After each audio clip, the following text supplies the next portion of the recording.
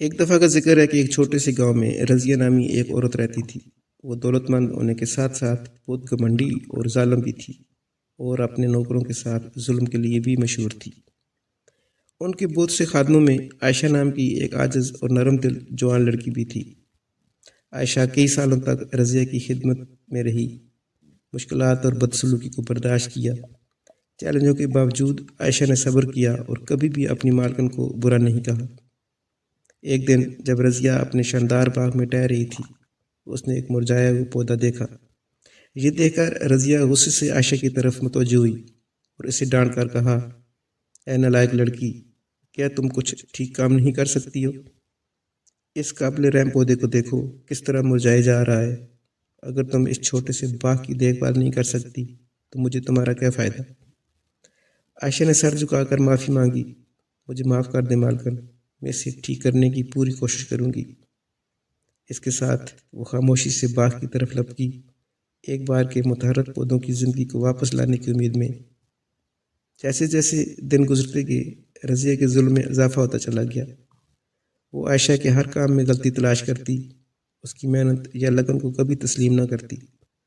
تاہم عائشہ اپنے ایمان میں تسکین پاتے ہوئے لچکدار رہی۔ وہ اکثر اپنی شامیں بلائی اور رہنمائی کی دعا میں گزارتی تھی۔ ایک شام جب رضیہ نے عائشہ کو خاموشی سے نماز پڑھتے ہوئے دیکھا تو اس کا تجسس بڑھ گیا۔ وہ کیا چیز ہے جو تمہیں اتنی طاقت دیتی ہے عائشہ؟ اس نے طنزی انداز میں پوچھا۔ عائشہ نے پرسکون مسکراہٹ کے ساتھ جواب دیا، مالکن یہ میرا ایمان ہے، میرا یقین ہے کہ ہر آزمائش اللہ کی طرف سے ایک امتحان ہے، اور صبر کے ساتھ صبر کرنے سے اجر ملتے ہیں۔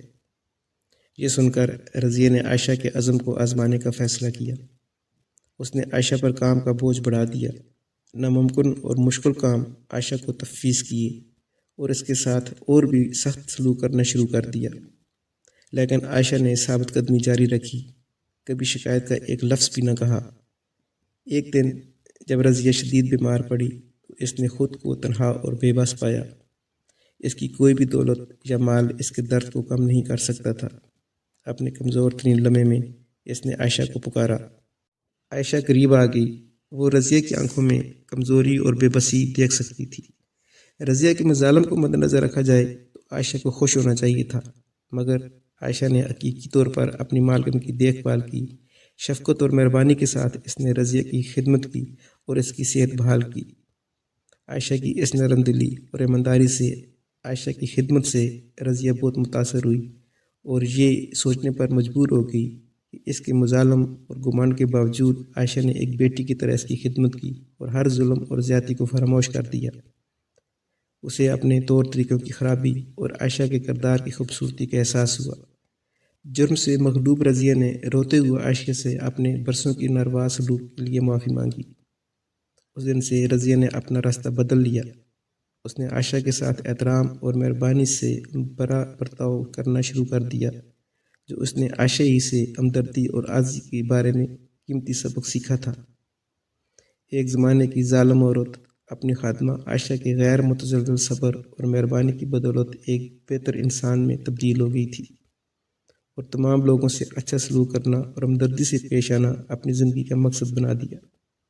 اور اس طرح چھوٹے سے گاؤں میں رضیہ اور عائشہ کی کہانی چھٹکارے اور ہمدردی کی تبدیلی کی طاقت کی کہانی بن گئی، جو ہر ایک کو سکھاتی ہے کہ جب حقیقی نیکی چھو جائے تو سخت ترین دل بھی نرم ہو سکتے ہیں۔